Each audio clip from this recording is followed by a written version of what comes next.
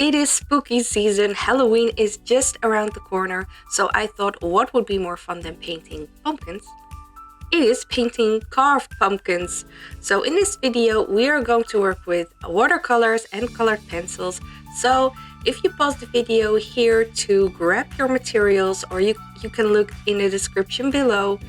And when you are ready, we are going to continue with the sketching of the pumpkins. So as usual, I have created an outline of the pumpkins, so you can download it via the link in the description, and you can print it out or just keep it on your computer screen, use it as a reference, or even trace it.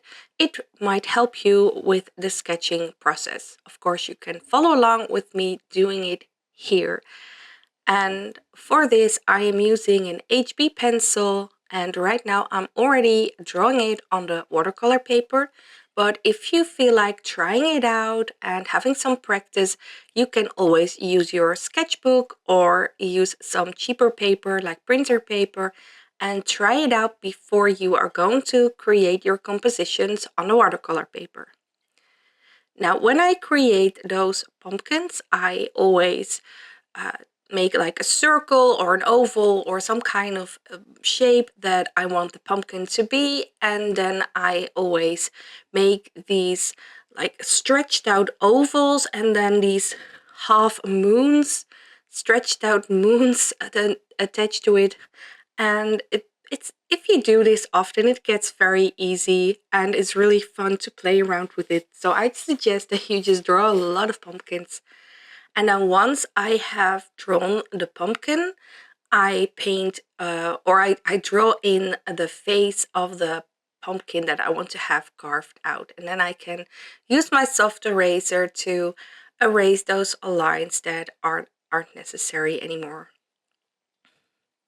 So basically this is the formula to draw these pumpkins, and I suggest that you play around with the faces. And as I said, you can use my example with the outline that I created, or just follow along what I'm doing here. But you can also use reference photos that you have found on the internet, or maybe you have already carved out some pumpkins yourself and you have some sitting around, and you can use that as an example as well. Just play around, have some fun. When it comes to pumpkins, I always love those curvy branches, and because we are doing the spooky, scary carved pumpkins right now, I like those curved branches to be a little bit more crooked, and well, I don't know, it just gives this more spooky vibe instead of the soft, flowy, bendy way, if that makes any sense. So for this one, I drew a witch's head first, and then I drew the pumpkin underneath. And I thought that now my pumpkin was a bit too flat. So as you can see, you can always fix your mistakes just using an eraser. I also thought the head was a bit too skinny, so I'm just whitening it up, and I'm really liking it right now. So moving on to the next pumpkin.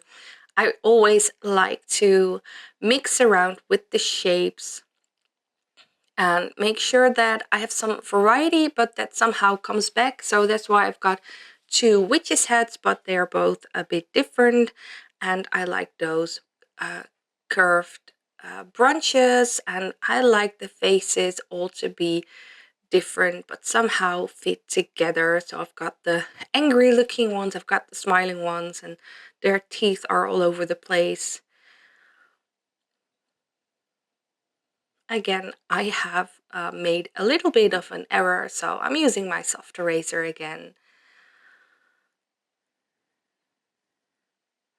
Adding some a branch, or actually a leaf, just to fill up the empty spaces on my paper. I always love to fill up the entire paper. So in the end, when there are still some gaps, but they're too small to draw something that's actually the subject of what I'm drawing, then I often add leaves or something like that. Something that fits the theme, but just filling up those gaps. So some pumpkin flowers and leaves.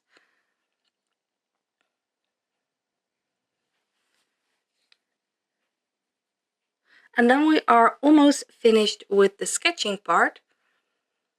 And when we're done with that, we can go to the painting part.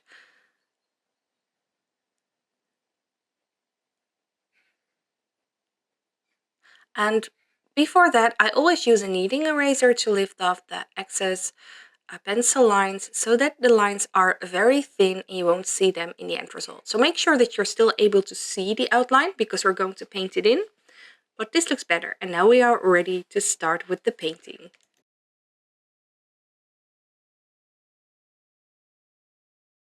We are starting with painting the orange pieces of the pumpkins. So for this, I am using a bit of a light wash, or I'm using some extra water on my brush to brush it out even more, so there's already a bit of a difference in shading, but later on we're going to drop in some darker orange for some extra shading and some extra color. While the paint is still wet, we're using the wet on wet technique for that. And with watercolor, because it's a transparent medium, you always need to start with a light and then go darker. If you start with dark, then there's nothing, it's very difficult to get depth in there. So I'm using my outline as a coloring page that I'm just painting in. I'm trying to stay within those lines so that if I would paint in another area attached to what I've already painted, I would prevent the color from blending in areas that I don't want it to blend. And of course, sometimes accidents can happen, and that's also some of the characteristic of watercolor that I love, but you try to avoid it in some cases.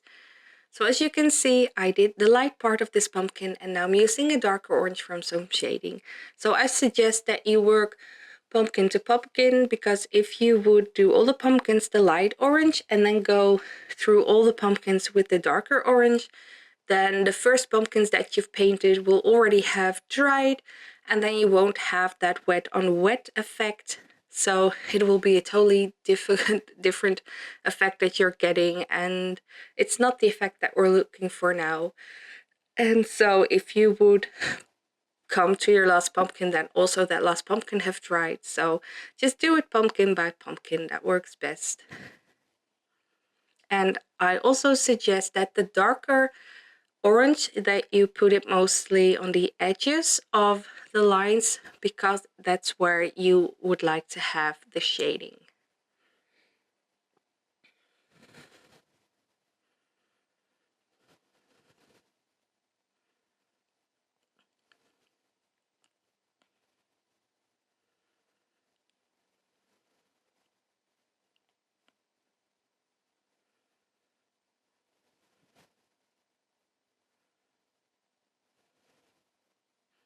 And you see that by using the wet and wet technique like this, it gets a nice and playful effect.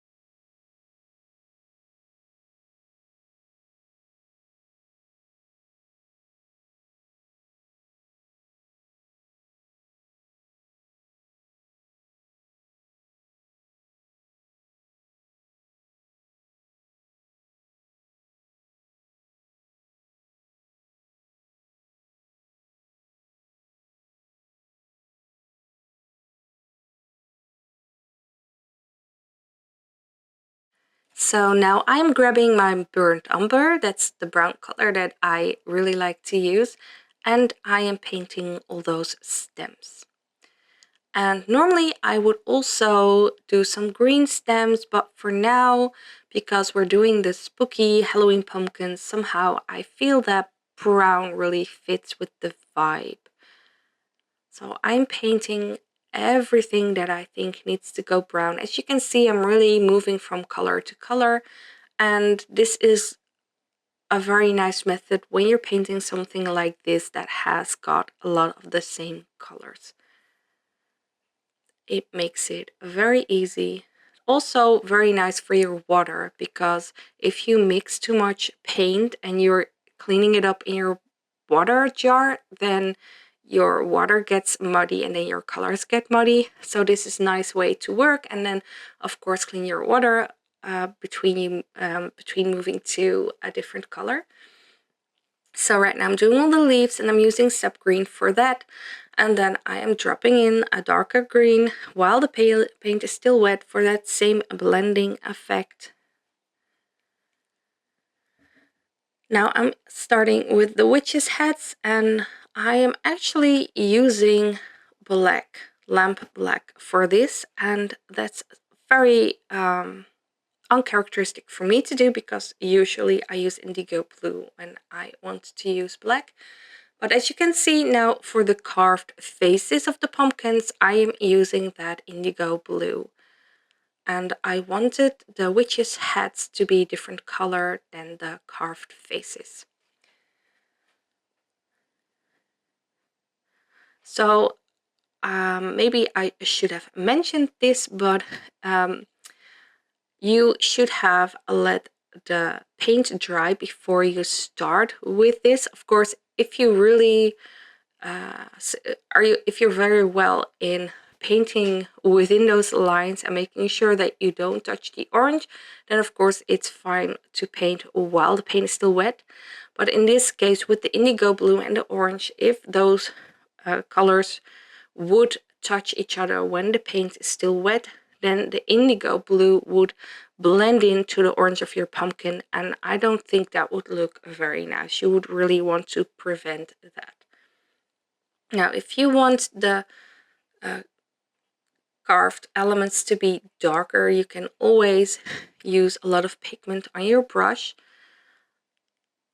I really love indigo blue because it's so highly pigmented. I really love how dark it can get. It's a really beautiful color blue. And if you use a lot of water, that's when you really get to see the beautiful blue color.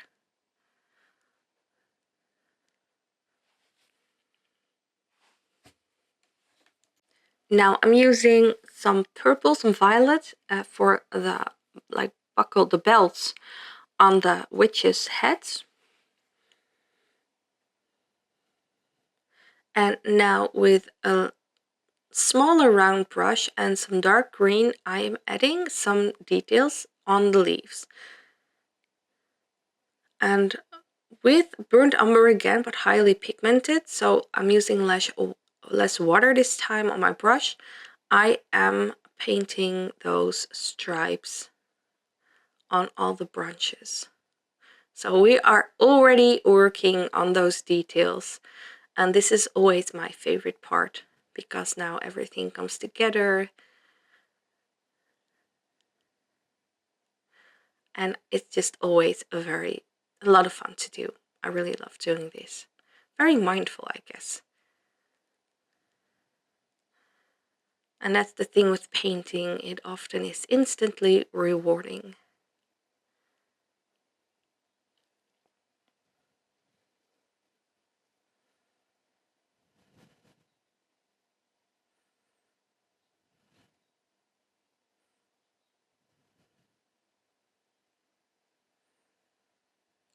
So when you're done with the painting, you let it dry, and now it's time to grab the colored pencils. And I'm using a very light blue here. You can also use white. And I love to, well, it's like a reverse shading actually. I just love to paint over draw over the dark paint. You get this really lovely effect. So I just love putting pencils, colored pencils on top of watercolor, especially on the watercolor paper. You get to see that paper effect.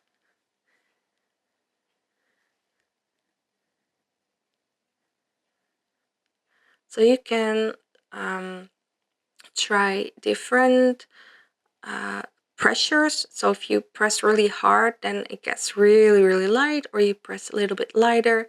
And I love to play around a bit to get that nice effect.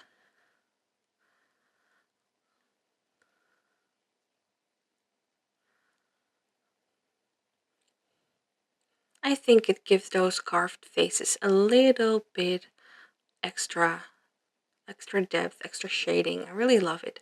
So now I'm using a dark orange to do the shading of the pumpkins, and I'm having more pressure, harder pressure on the edges, and then really softly going inwards. So even though we already did it with the shading with the watercolor, I am making it even less flat right now. Of course, using pencils, it can be a very personal preference or choice to do. I really love it, but if you prefer to have the watercolor, then of course you don't need to do the pencil as I'm doing right now. It's totally fine, it's completely optional. And I am always really curious what you are creating, and I would love to see the result. So if you dare, then I would love it if you'd post it on your socials, if you'd post it on Instagram and tag me at Sandra Art Studio. Use the hashtag #CreateWithSandras. So this way I will be able to see what you create, but you also inspire others to join us. And if you would like to have some feedback, then just ask. I'm willing to give it to you. I would love doing that. And if you don't dare to post it on your socials, you can always share it via DM so that only I would see it. And I, again, would love to see what you're doing. I would love to give you feedback. So don't hesitate to do that. Now, I would always love to hear what you think about my content. So please leave a message in the comments. And if you have a suggestion or a request for a video, you can drop it in the comments, or also you can contact me via DM on Instagram. And if you like this video, then I would love it if you'd give it a thumbs up. And if you haven't subscribed to my channel yet, then please do. And don't forget to hit that bell notification so that you get a message every time I post new content.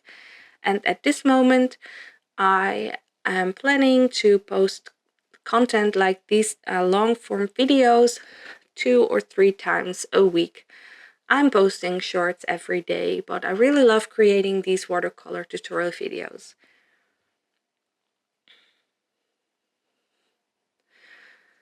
So as you can see, I've been using some yellow, and I'm really happy with how these pumpkins are turning out. We are almost finished. It's just some extra details.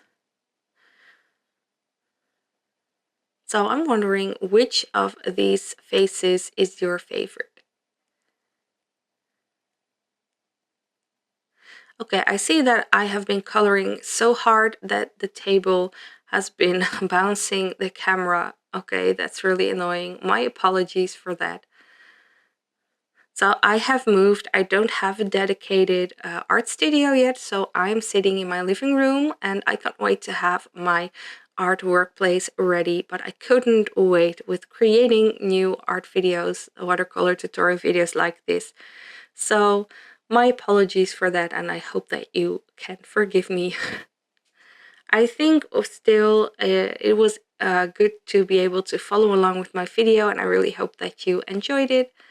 As you can see, I'm even using a bit of red for those extra shades, and now a dark brown for the shades on those branches, and we're really are working on those final details of our pumpkins.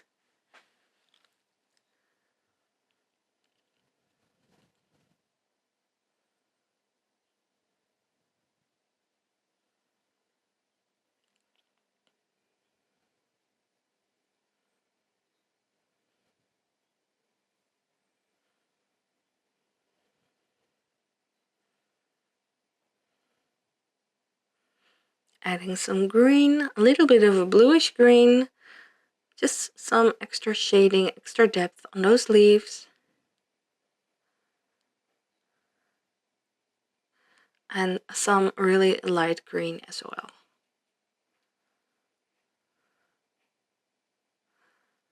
And now for those black witch's hats, I'm using a lila, light lavender. And I don't know, I love to paint light over dark. So it is finished. Of course, don't forget to sign your art piece. And as I said, please share it. I would love to see what you create. So again, post it on your Instagram. Tag me at Sandra Art Studio. Use the hashtag createwithsandras. And please like, share, subscribe, and comment. I am so happy to have you here, and I can't wait to see you in the next video.